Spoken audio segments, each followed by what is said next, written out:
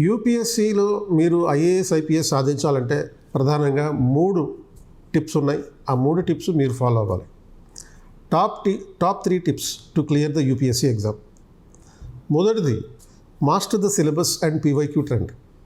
అంటే సిలబస్ మీద పట్టు సాధించడం, ప్రీవియస్ ఇయర్ క్వశ్చన్స్ మీద అవగాహన పెంచుకోవడం, ఆ ట్రెండ్ని అబ్జర్వ్ చేయడం.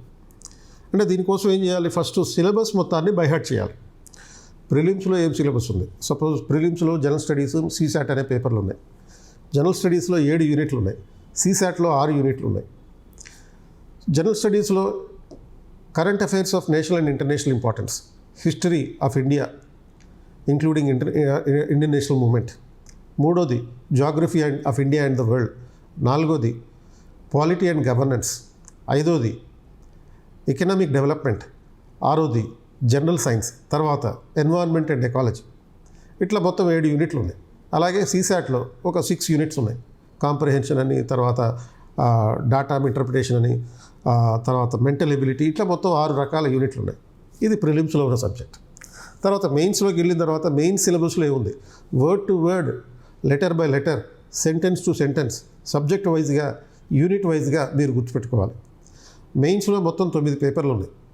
పేపర్ 1 అండ్ పేపర్ 2 అనేవి కామన్ పేపర్లు. అందరూ కంపల్సరీగా క్వాలిఫైయింగ్ అవ్వాల్సినటువంటి పేపర్లు. అది క్వాలిఫై అయితే చాలు, ర్యాంక్ రావాల్సిన అవసరం లేదు. అందులో ఒకటి జనరల్ ఇంగ్లీషు, రెండోదేమో ఇండియన్ లాంగ్వేజ్ పేపర్. తర్వాత ఈ మిగతా ర్యాంక్ డిటర్మినింగ్ పేపర్స్ ఉంటాయి. ఇందులో జనరల్ ఎస్సే ఒకటి, తర్వాత జనరల్ స్టడీస్ 1, 2, 3, 4 మొత్తం 5 పేపర్లు ఉంటాయి, కామన్ పేపర్లు. తర్వాత ఆప్షనల్ ఉంటుంది. ఆప్షనల్లో 2 పేపర్లు ఉంటాయి, అంటే పేపర్ 1 అండ్ పేపర్ 2. సో ఈ ఆప్షనల్ మీకు ఇష్టమైన సబ్జెక్ట్ ఎంచుకోవచ్చు. పిఎస్ఐఆర్ లాంటి సబ్జెక్ట్ కానీ, ఆంథ్రోపాలజీ కానీ, సోషియాలజీ లాంటి సబ్జెక్టులు కానీ చాలా పాపులర్ ఆప్షనల్స్ ఉన్నాయి. ఇట్లా మొత్తం 9 పేపర్లు ఉన్నాయి. 9 పేపర్లలో ఏ సబ్జెక్టులో, ఏ పేపర్లో ఏ సబ్జెక్ట్ ఉంది, ఏ సబ్జెక్టులో ఏ సిలబస్ ఉంది అనేది చాలా స్పష్టంగా తెలియాల్సినటువంటి అవసరం ఉంది. ఆ తర్వాత ఇంటర్వ్యూలో అడిగేటటువంటి ప్రశ్నలు ఎటువంటి అంశాల మీద ఫోకస్ చేస్తారు, ఇది కూడా మీరు అవగాహన కలిగి ఉండాలి. మీరు ఈ ప్రాసెస్లో బ్యూరోక్రటిక్ లైన్ ఆఫ్ థింకింగ్ మీకు రావాలి. బ్యూరోక్రటిక్ లైన్ ఆఫ్ థింకింగ్ అంటే ఒక అధికారిగా మీరు ఏ విధంగా ఆలోచించడం జరగాలి. ఈ బ్యూరోక్రటిక్ లైన్ ఆఫ్ థింకింగ్ అనే అంశం గురించి మరొక వీడియోలో మీకు స్పష్టంగా చెప్తాను. తర్వాత రెండో ఆస్పెక్ట్, ఈ mastering the syllabus and PYQ అనాలిసిస్లో భాగంగా మొత్తం సిలబస్ అంతా తెలుసుకున్న తర్వాత నెక్స్ట్ ఏం చేయాలంటే ప్రీవియస్ ఇయర్ క్వశ్చన్స్ చూడండి. యూపీఎస్సీ వెబ్సైట్లో మీకు ఫ్రీగా అందుబాటులో ఉంటాయి.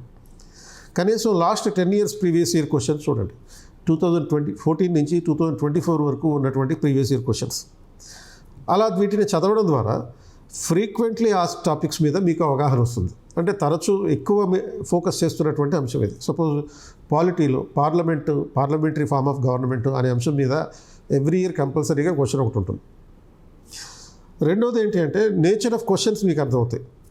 అంటే ఫ్యాక్చువల్ క్వశ్చన్స్ అడుగుతున్నారా, అనలిటికల్ క్వశ్చన్స్ అడుగుతున్నారా అనేది తెలుస్తుంది.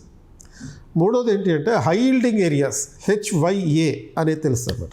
అంటే హై ఈల్డింగ్ ఏరియాస్ ఏంటి? ఎక్కువ మార్కులు వచ్చే అవకాశం ఉన్నటువంటి అంశాలు. ఇప్పుడు అంటే పాలిటీ సపోజ్ ఒక 110 మార్కుల వరకు ఉంటుంది. గవర్నెన్స్ 90 మార్కులు ఉంటుంది. తర్వాత ఎకానమీ 100 మార్కుల ఏరియా. అండ్ సో ఇట్లా మనకి ఏ ఏరియాస్లో ఎక్కువ మార్కులు వచ్చే అవకాశం ఉంది అనేది మనకి స్పష్టత ఏర్పడుతుంది.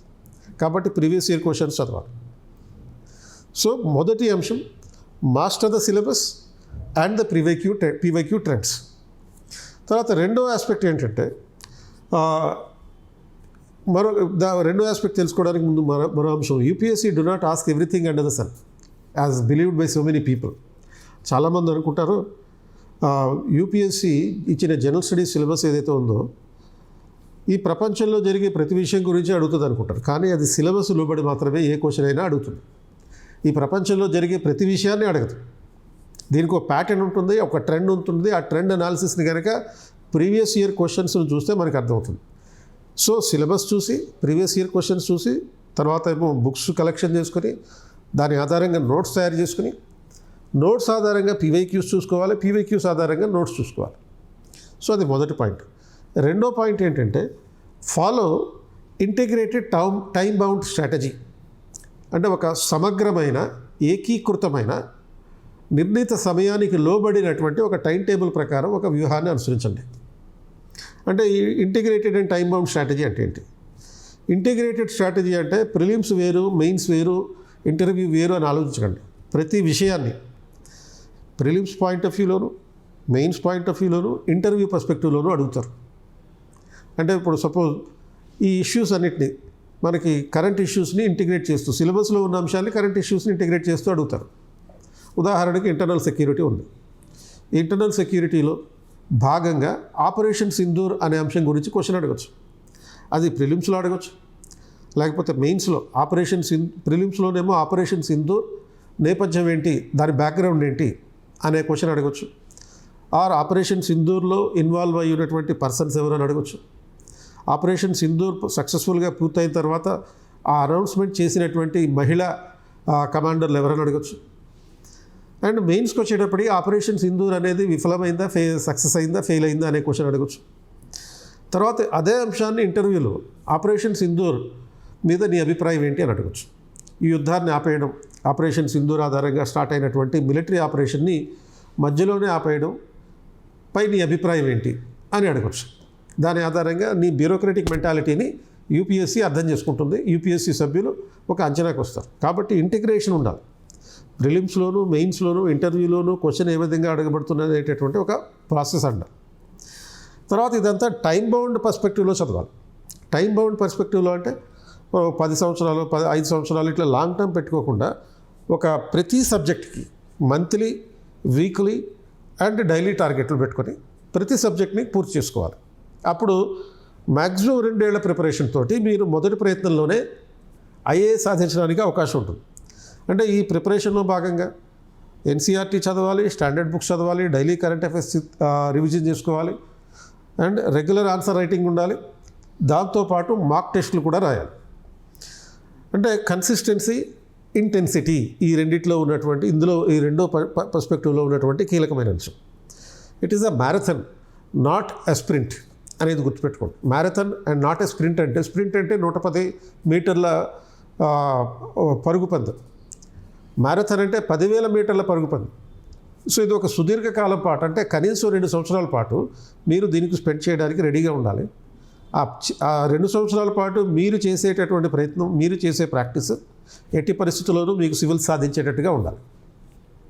ఇక మూడో అంశం ఏంటంటే revise relentlessly and practice very smartly.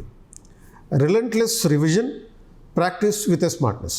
అంటే దీంట్లో ఏం చేస్తాం, మీరు మొదటి 2 దశల్లోనూ, మొదటి దశలో సిలబస్ తీసుకున్నారు, తర్వాత పీవైక్యూస్ చూశారు, రెండవ దశలోనేమో పుస్తకాలు చదివారు, తర్వాత దాని మీద ఆధారంగా చేసుకుని క్వశ్చన్స్ నోట్స్ రాసుకున్నారు, క్వశ్చన్స్ ప్రాక్టీస్ చేశారు.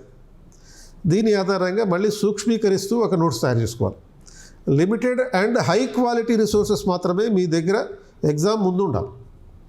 మళ్ళీ ఎగ్జామ్ ముందర కొత్త విషయాల్ని, పెద్ద పెద్ద పుస్తకాలని చదవాల్సినటువంటి అవసరం ఉండకూడదు. ఈ key limited and high quality resources and key pointers, keywords, వీటన్నిటిని ఎగ్జామ్ టైంలో చదువుకోవడం ఫోకస్ చేయాలి. ఇప్పుడు సపోజ్ ఉదాహరణకి ప్రిలిమ్స్లో అనుకోండి, ప్రిలిమ్స్లో కనీసం ఒక 20 మాక్ టెస్టులు ప్రాక్టీస్ చేయాలి. 20 మాక్ టెస్టులు ప్రాక్టీస్ చేసే ముందు ప్రతి సబ్జెక్ట్కి కనీసం ఒక 500 పాయింటర్లు బై హార్ట్ చేయాలి. పాలిటీలో ఒక 500, ఎకానమీలో 500, అట్లా ప్రతి సబ్జెక్ట్లోనూ ఒక 500 పాయింటర్స్ని, కీ ఇంపార్టెంట్ అనుకుంటామంటే ప్రాక్టీస్ చేయాలి, నేర్చుకోవాలి, బై హార్ట్ చేయాలి. దాన్ని మాక్ టెస్టుల్లో దాన్ని రిఫ్లెక్షన్ కనపడతాయి మీకు. తర్వాత మెయిన్స్కి వచ్చేటప్పటికి రెగ్యులర్ ఆన్సర్ రైటింగ్ ఉండాలి కంపల్సరీగా. ప్రతిరోజు కనీసం 5 క్వశ్చన్స్కి ఆన్సర్ రైటింగ్ చేయాలి.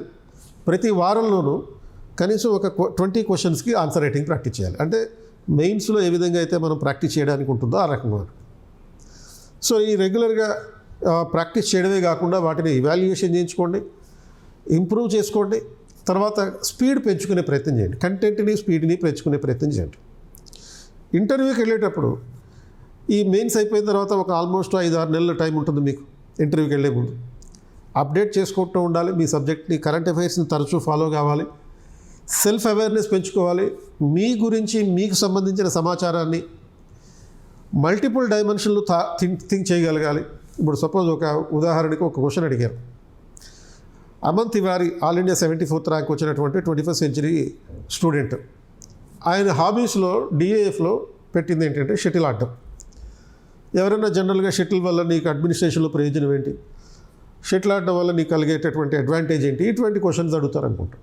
ఆర్ లేకపోతే బ్యాట్ సైజ్ ఎంత ఉంటుంది, నెట్ సైజ్ ఎంత ఉంటుంది, కోర్టు సైజ్ ఎంత ఉంటుంది, ఇవన్నీ తెలుసుకుని వెళ్తారు. బట్ ఆ అభ్యర్థిని అడిగినటువంటి క్వశ్చన్ ఏంటంటే, నువ్వు షటిల్ ఆడినప్పుడు మొత్తం ఓవరాల్గా 3 సెట్స్ అయ్యేటప్పటికి 3 సెట్స్ కనుక ఆడితే కనుక 3 సెట్స్ కంప్లీట్ అయ్యేటప్పటికి ఆర్ అట్లీస్ట్ 1 సెట్లో నువ్వు ఎంత దూరం పరిగెడతావు, ఎన్ని కిలోమీటర్లు పరిగెట్టాల్సి ఉంటుంది, అంటే ఆ కోర్టు లోపలనే ఎంతసేపు ఎన్ని కిలోమీటర్లు పరిగెట్టాల్సి ఉంటుంది అనే క్వశ్చన్ అడిగారు. ఇది ఒక సర్ప్రైజింగ్ క్వశ్చన్. అంటే షటిల్ ఆడడం ఆ అబ్బాయికి సంబంధించిన విషయమే, కానీ మల్టిపుల్ డైమెన్షన్స్లో ఆలోచించడం కొంచెం యూపీఎస్సీ భిన్నంగా చేస్తుంది. కాబట్టి ఆ పర్స్పెక్టివ్లో ఏ రకమైనటువంటి క్వశ్చన్ అడిగినా కానీ ఆన్సర్ చేసే విధంగా మీరు గుర్తుపెట్టుకోవాల్సిన పాయింట్ ఏంటంటే, ఇప్పుడు సపోజ్ మీ హాబీ క్రికెట్ ఆడడం అనుకోండి, క్రికెట్కి సంబంధించి 100 రకాల క్వశ్చన్లు తయారు చేసుకుని దాని మీద ఆన్సర్లు డెవలప్ చేసుకోవాలి. బట్ వాళ్ళు ఈ 100 క్వశ్చన్లు అడగరు, 101వ క్వశ్చన్ అడుగుతారు అని మీరు మెంటల్గా ప్రిపేర్ అయ్యి ఉంటే ఆ క్వశ్చన్కి ఆన్సర్ చేయగలుగుతారు. సో ఇట్లా ఒక సమగ్రమైనటువంటి ప్రణాళిక చేసుకోవడం జరగాలి. అండ్ తర్వాత రివిజన్ చేయండి, స్మార్ట్ ప్రాక్టీస్ చేయండి, దానివల్ల సక్సెస్ వస్తుంది. సో ఈ 3 పాయింట్లు గుర్తుపెట్టుకోండి. అంటే first, master the syllabus and PYQ trend. Second, follow integrated and time bound strategy. Third, revise relentlessly and practice smartly. ఈ మూడింటిని దృష్టిలో పెట్టుకున్నారంటే మీకు ఖచ్చితంగా మొదటి ప్రయత్నంలో 2 సంవత్సరాల ప్రిపరేషన్తో మొదటి ప్రయత్నంలో సివిల్ సర్వీస్ సాధించడానికి కావాల్సిన నైపుణ్యాలన్నీ వస్తాయి. ఇటువంటి అంశాలను మరిన్ని తెలుసుకోవడం కోసం మీరు జూన్ 8వ తేదీన జరగబోయేటటువంటి మా అవగాహన కార్యక్రమానికి రండి. రావాలంటే క్రింద డిస్క్రిప్షన్లో ఒక లింక్ ఉంది, ఆ లింక్ క్లిక్ చేసి రిజిస్టర్ చేసుకోండి.